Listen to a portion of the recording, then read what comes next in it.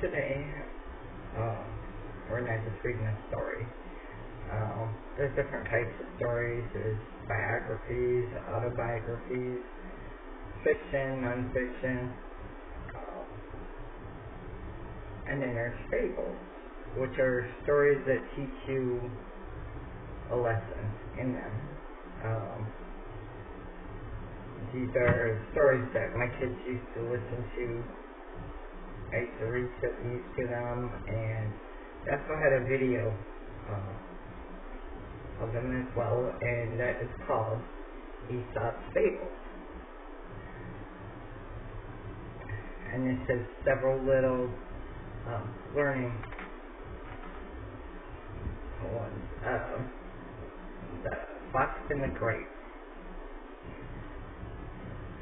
A fox one day spied a beautiful bunch of ripe grapes hanging in a vine up in the branches of the tree. The grapes seemed ready to burst with sweet juice. The fox's mouth watered as he gazed longingly at them. The bunch hung from a high branch, and the fox had to jump for it. The first time he jumped, he missed it all by a long way. So he walked off a short distance and took a running leap at it. He fell short once more. Again and again he tried, but each time he could not reach the grapes. Now he sat down and looked up at the grapes in disgust. "What a fool I am," he said. "Here I am, wearing myself out to get a bunch of grapes. They're not worth my effort. I'm sure they are sour." And he walked off with his nose in the air. The lesson. There are many who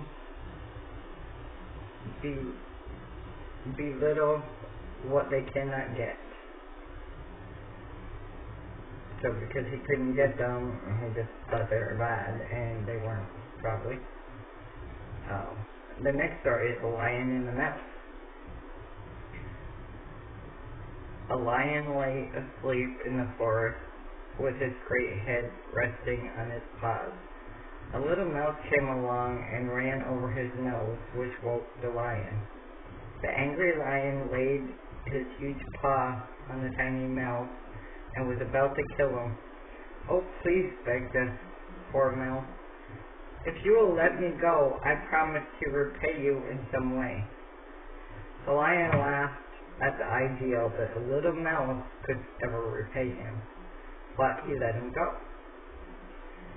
It happened shortly after this that the lion was caught in some hunter's net who tied him with a strong rope to the ground. The mouse, hearing his roar, came and chewed through the rope with his teeth and set him free. "Was I not right?" said the little mouse. Little friends may prove to be great friends. It's the moral to that one. The next one is called The Crow and the Pitcher. In a spell of dry weather, when the birds could find very little to drink, a thirsty crow found a pitcher with a little water in it. But the pitcher was high and had a narrow neck. No matter how he tried, the crow could not reach the water. He felt as if he would die of thirst. Then an idea came to him. Picking up some small pebbles and dropped them in.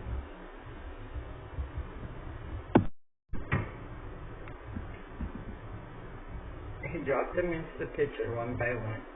With each pebble, the water rose a little higher. The crow kept dropping in pebbles until at last the water was near enough to the top so that he could drink. A moral being, a good use of wit may help you out. The next one is called The Dog in the Manger. A dog was sleeping in a manger filled with hay. He was awakened by the cows who came in tired and hungry from working in the field. The dog leaped up and would not let the cows get near the manger. He snarled and he snapped at them as if to say, "This is mine." The cattle looked at the dog in disgust. "How selfish is he," said one. "He cannot eat the hay, and yet he will not let us eat it." When the farmer came and saw how the dog was acting, he took a stick and drove him out. And the moral for that is, why keep and deny to others what you cannot enjoy yourself?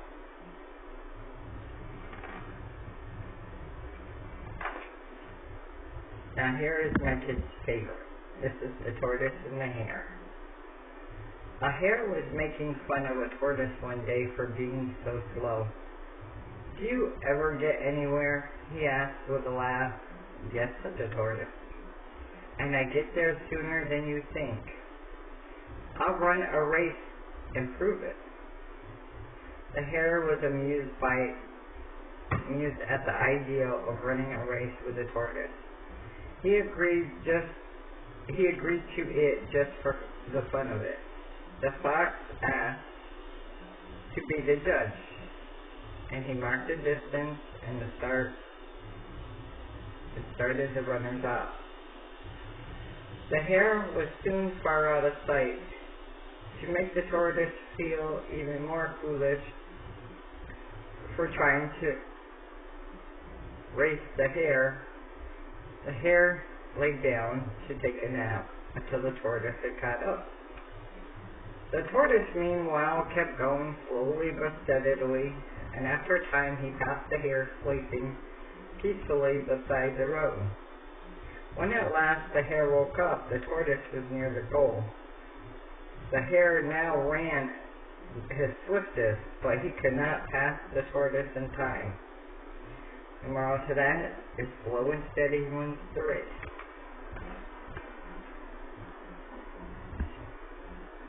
This one is the ant and the dove. A dove saw an ant fall into a stream. The poor ant struggled to move through the water to reach the bank, but all his attempts failed. The dove felt sorry for the ant, and she dropped a blade of tall grass close beside it. The ant was able to grab onto and cling it to the blade of the grass and floated safely to the shore. Soon after, the ant saw a man getting ready to kill the dove with a stone. But just as the man cast the stone, the ant stung him on the heel. The pain caused the man to miss his aim, and the dove flew away safely. And the moral to that is, kindness is never wasted. The next one is the town mouse and the country mouse. A town mouse once visited a cousin who lived in the country. For lunch, the country mouse served wheat stalks, roots, and acorns with a dash of cold water for drink. The town mouse ate very little, nibbling a little of this and a little of that.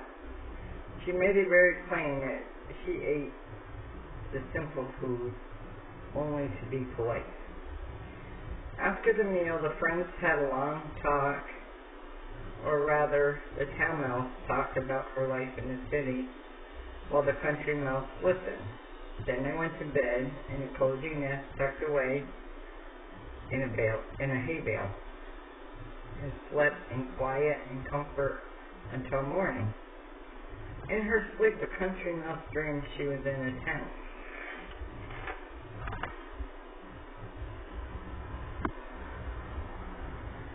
The mouse with all the fancy foods and delights of city life that her cousin had described for her.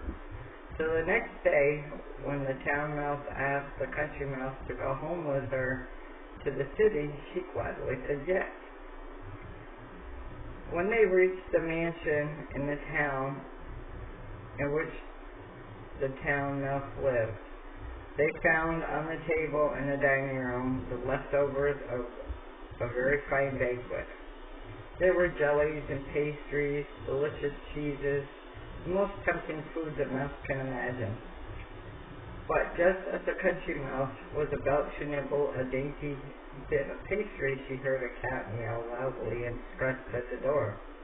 In great fear, the mice scurried into the hiding place where they lay quite still for a long time. They hardly dared to breathe. When the last crept back to the feast, the door opened suddenly, and in came many servants, followed by the big house dog. The country mouse stopped in the town mouse den only long enough to pick up her carry case and umbrella. You may have rich foods that I have not, she said as she hurried away, but I prefer plain food and simple life in the country with the peace and safety that go with it. And the lesson for that is it is better to live simple and safe than to live with riches and fears.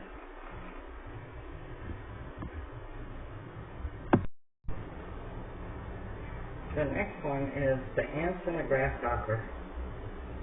One day in late autumn, the family of ants were bustling about in the warm sunshine. They were busy drying out all the grain they had stored up during the summer. Along came a starving grasshopper with his fiddle under his arm. He came up and humbly begged for a bite to eat. "What?" cried the ant in surprise. "You haven't stored anything away for the winter. What in the world were you doing all last summer?" "Oh, well, I didn't have time to store up any food," said the grasshopper. "I was busy making music and having fun before I knew it. Summer was gone." The ants shrugged their shoulders in disgust. "Making music, were you?" they cried. "Very well then, you can dance." And they turned their backs to the grasshopper and went on with their work. And the moral for that is there is a time for work and a time for play. It does have some, little pictures here and there of the stories. Not very pictureful book.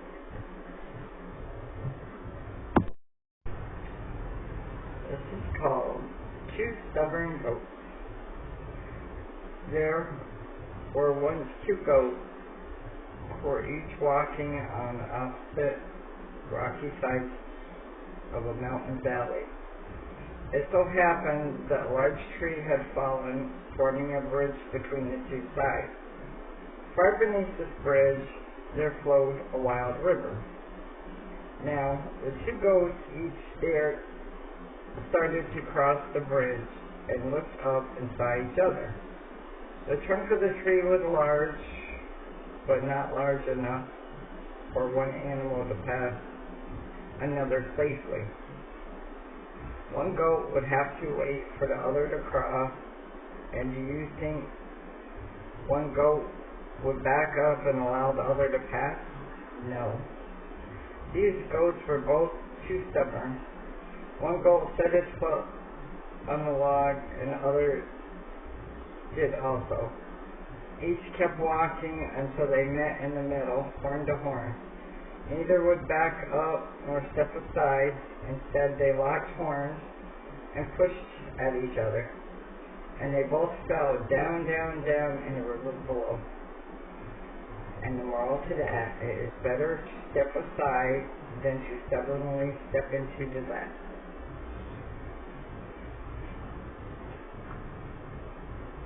This one, and there's the two goats that fell in the river. the peacock's tail. The peacock, they say, did not at first have a beautiful feather he now has. It seems that there was a time when the peacock begged Juno, the queen of the gods, for a rich train of feathers grander than any other bird. Juno granted his request. With its new gleaming tail of green, gold, purple, and blue, he strutted around proudly among the other birds. All who saw him envied him, which pleased the vain peacock greatly. The peacock then saw an eagle soaring high up in the blue sky. Ah, said the peacock, how amazing I will look when I fly with my new robe of feathers. Lifting his wings, the peacock tried to rise from the ground, but the weight of his magnificent train held him down. Never again could he fly up to greet the first rays of the morning sun, or the rosy clouds at sunset. Instead, he would have to walk on the ground with his long, heavy tail of beauty royal feathers. And the moral to that is gain of riches can also bring loss of freedom. And there he is with his feathers.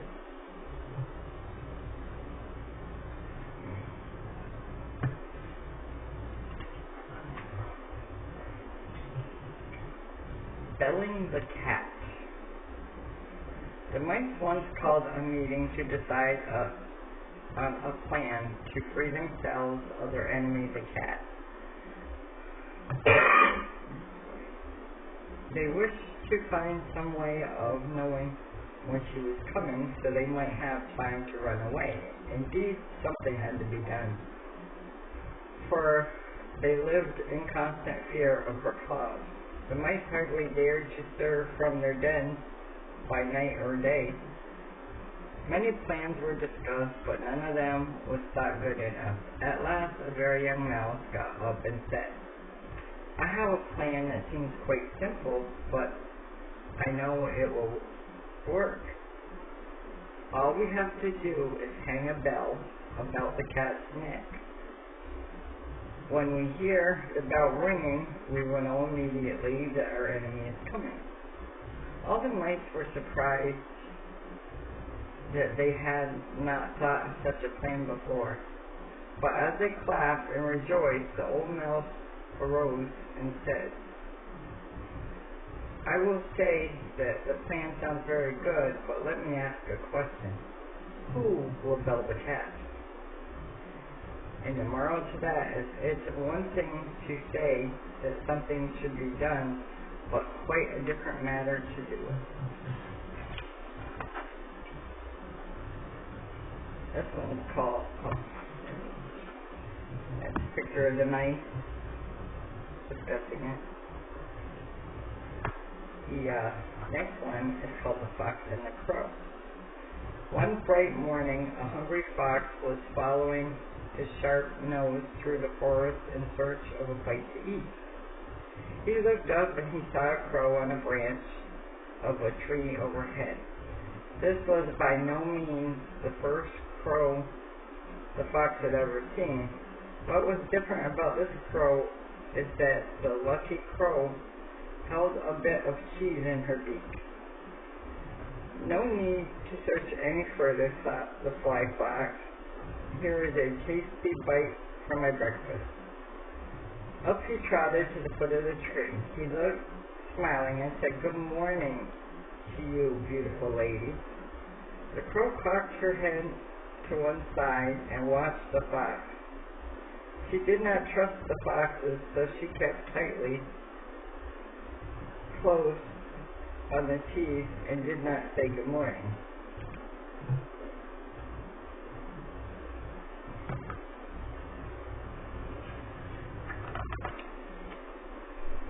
What a charming creature you are, said the fox. How your feathers shine. What splendid wings. I'm sure you have a lovely voice. since everything else about you is so perfect. If you would just sing one song, everyone in the chorus would call you the Queen of Birds. The crow listened to these words and was quite flattered. She forgot all about not trusting the fox, and she forgot about her breakfast. She forgot that she was, after all, a crow who did not have a lovely voice.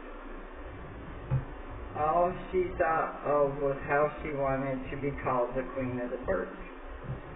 So she opened her beak wide to sing, but of course, instead of a lovely song, came out a loud cough, and down fell the cheese, straight into the fox's open mouth. "Thank you," said the fox sweetly as he walked off. "I did not enjoy your song, but I will enjoy your cheese."